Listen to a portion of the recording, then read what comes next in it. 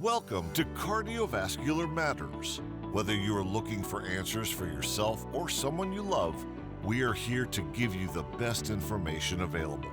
Each week, the founder of Cardiovascular Institute of the South, Dr. Craig Walker, and medical device sales veteran Terry Roberts discuss the causes, symptoms, treatment, and prevention of health-related issues stemming from cardiovascular disease. Now here's your hosts, Dr. Craig Walker and Terry Roberts. Hey, welcome back to Cardiovascular Matters. You know, the premise of this podcast is to provide more time with the doctor. And we're lucky to have the world-renowned cardiologist, Dr. Craig Walker, to spend time with us and explain the various illnesses and things that we're going to go through, but give it to you in such a way that you can understand what's going on, understand the treatment, see what's available out there, and get help for yourself or your loved one. So please tune in and listen as we tackle these topics here at Cardiovascular Matters. Thank you. Okay, hello, Dr. Walker. We've spent a number of our podcast sessions on venous disease and how it's treated.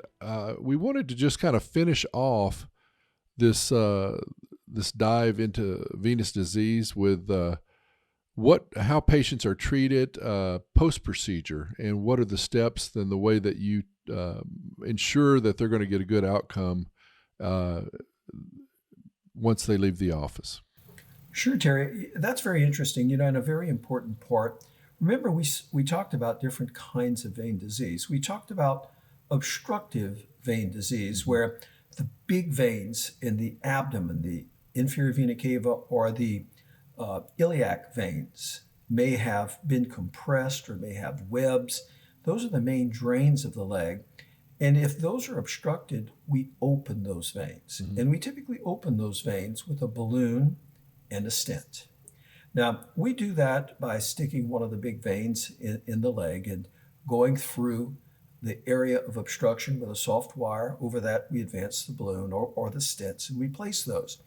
Now, the recovery for this is relatively quick. Okay, certainly we've made a venous stick. We don't want the patient to bleed because in this case, we're making a little bit bigger hole in the vessel than we would for other forms of treatment. Veins are not under high pressure like arteries, but they still can bleed. And so we have after the procedure, we watch the patient for several hours. And then after that, the patient may experience, in certain cases, back pain. And the reason for that is these iliac veins that we're stretching are rest against the backbone. Mm-hmm. And so as we stretch the vein, it pushes on the backbone, it pushes on the artery that's compressing it. And so patients may experience some back pain. Mm-hmm. Most of the time, it's like a backache, not a severe backache typically, and most of the time it lasts less than a week. And typically I tell my patients to take anti-inflammatory medicines, but I have had a patient in my career that had pain that lasted for almost a month.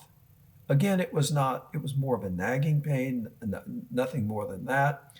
And in that patient, I gave an injection of steroids, and then that pain abated at that point. Okay. So that's if we have iliac issues. Now, when we have clot in legs, and those patients, by the way, if we place a stent, those patients need to be on what we call antiplatelet drugs for at least 3 months, mm-hmm. and preferably more. And those drugs would be like an aspirin a day and Plavix, which is another antiplatelet agent. After that, we can typically take them off of those agents because the body incorporates the stent. It has tissue that grows around the stent. Now, when we have clot in a leg, that's a different animal again. We're trying in the deep veins. Sometimes we try to remove that clot, and we certainly want to apply a compression hose, but let's assume we're speaking about a big clot, a lot of symptoms from it, tremendously swollen leg, and we remove the clot. Then we typically would put that patient not on antiplatelet drugs, but on anticoagulants. Now, all of us have heard of the anticoagulant heparin, right, or Coumadin that people take long-term for problems like atrial fibrillation. And we would want to, with deep vein thrombosis, treat with a true anticoagulant, including some of the new anticoagulants. So we now have what are called DOACs, or direct oral anticoagulants. And these can be taken by mouth. They're not affected if you eat greens. They're not affected if you take antibiotics like Coumadin would be, because Coumadin is a vitamin K antagonist. If you eat greens, the vitamin K makes it not work so well.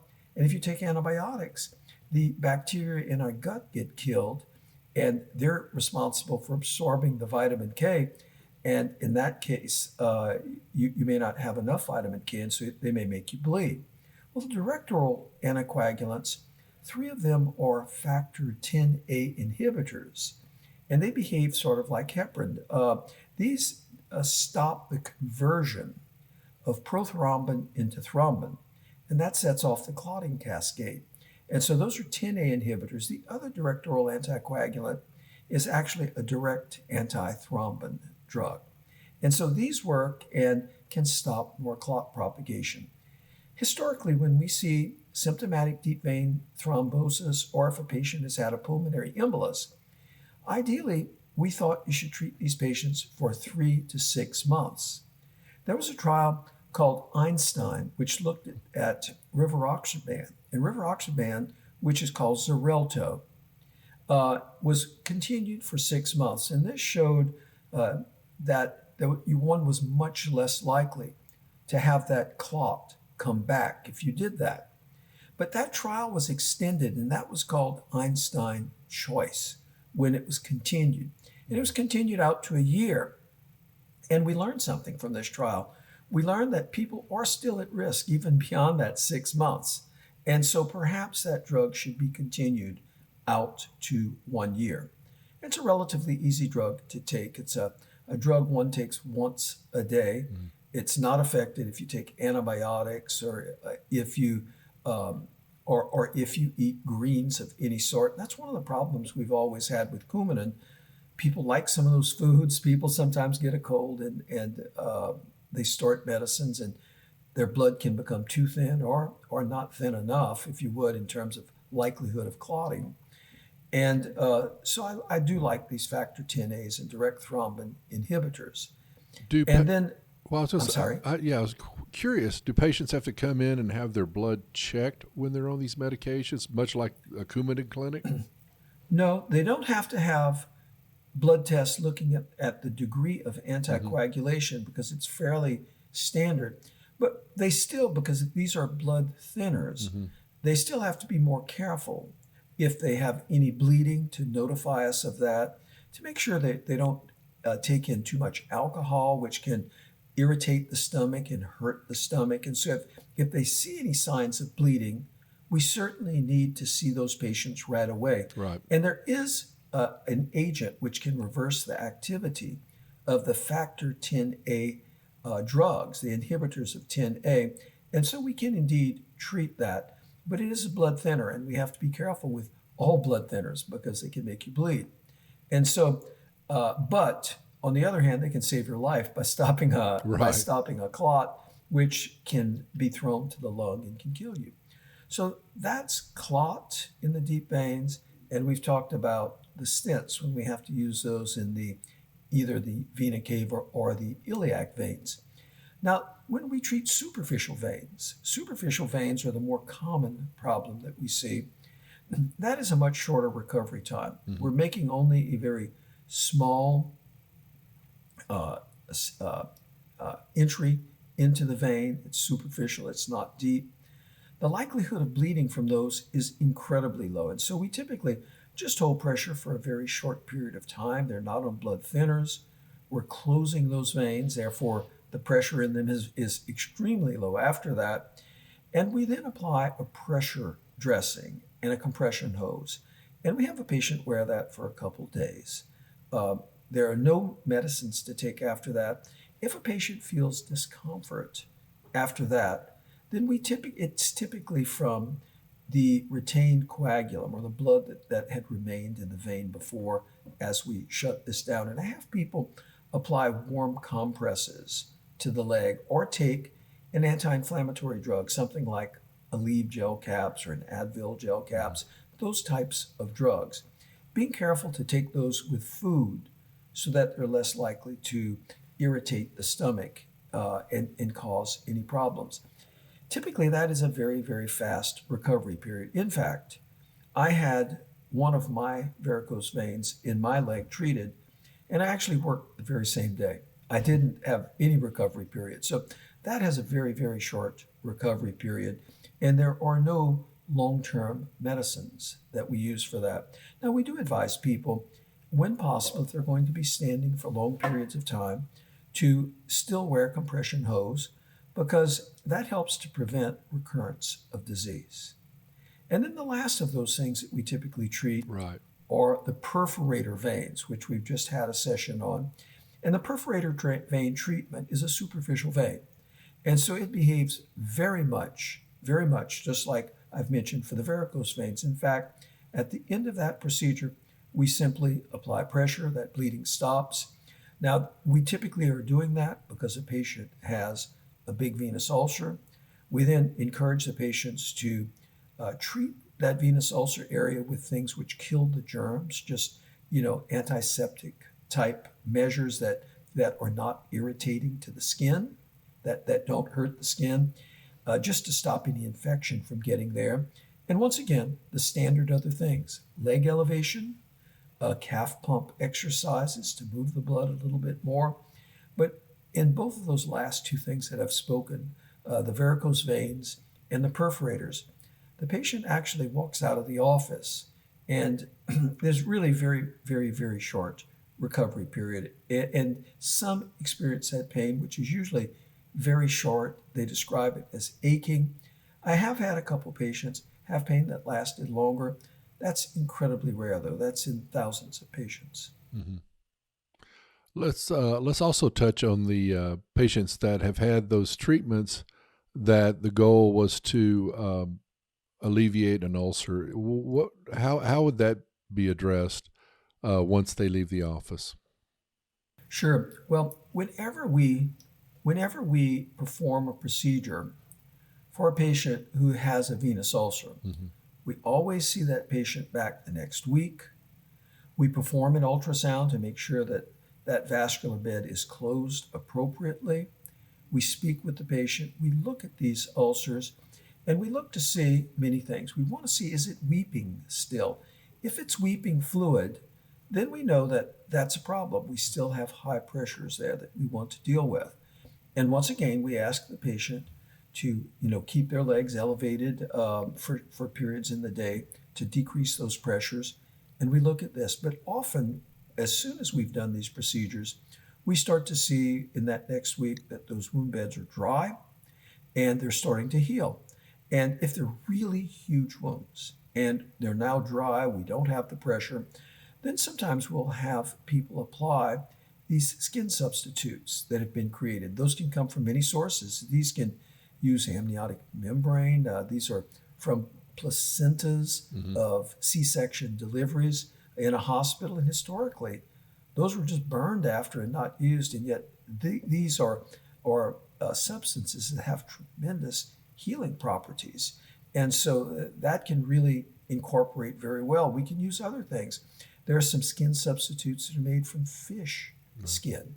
And again, these are incorporated very quickly, and they may take a very, very large ulcer that can be as big as 5 or 6 inches across. And once these are incorporated in a fairly short period of time, can really help these ulcers heal. But if you just simply place those while there's still high pressure, they typically will not take and will not close the ulcer bed. Interesting. Is there any other areas that we have not covered in terms of post-procedure? I think we've... Yeah. Well, obviously, all patients are encouraged to continue a walking program. Right. And weight loss is very important in these patients. Being obese is an independent risk factor for having bigger problems with one's veins. Right. I just want to finish by saying this is a very thorough look into venous disease and treatments, and then what is to be done once the patient leaves the practice, the frequency in which they're checked, and then the ongoing preventive measures that need to take place to make sure other areas don't get in the shape that that brought them there in the first place. You know, Terry, many of my vein patients tell me that this is transformational. And I would say that they're amongst the most thankful of all my patients. Now, keep in mind, I work in the heart and I do procedures that save lives when people are coming in with no blood pressure and are having heart attacks and other problems such as that. I work on carotid arteries, which supply blood to the brain and, in an effort to lessen strokes. I do work in people whose blood supply to the legs is cut off, and I do an awful lot of that work. But I think venous ulcer patients are maybe the most thankful of all patients, and there's a reason for that. They've really felt like their symptoms were ignored, and it's a problem that lasts so long. Imagine a problem that may persist with you 30 years. Most of us can't comprehend that duration of an illness, which bothers you on a daily basis. Every time you look at the leg, you see an ulcer, it's weeping, you're changing bed sheets. And that's why I think veins really deserve tremendous attention. Venous disease is more common than diabetes, far more common than heart disease or peripheral arterial disease. And it's one of the most costly disease processes of all in the Medicare database. So we certainly have to do a better job with these diseases. That is well said. I mean, it's kind of like the difference between saving someone's life to essentially making their life worth living. So I really appreciate all the information. This has been a wonderful kind of wrap up to the session. Next week, we'll be tackling some new areas. So be sure and check in on us. And thank you for listening to Cardiovascular Matters. If some of the subjects here apply to you or one of your loved ones, get a hold of Dr. Walker. It's very easy at www.cardio.com. Pull up their website, which they actually just refreshed in the last week. And it's very easy to use. You can scroll down. You can make appointments with him.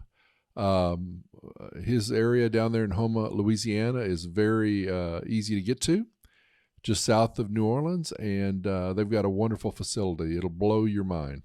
So anyway, don't forget www.cardio.com. This is Terry Roberts signing off for Cardiovascular Matters. Thanks for listening, and please subscribe, like, and share this podcast with your friends and family. Join us next week for new topics and answers with Dr. Craig Walker and Terry Roberts on Cardiovascular Matters.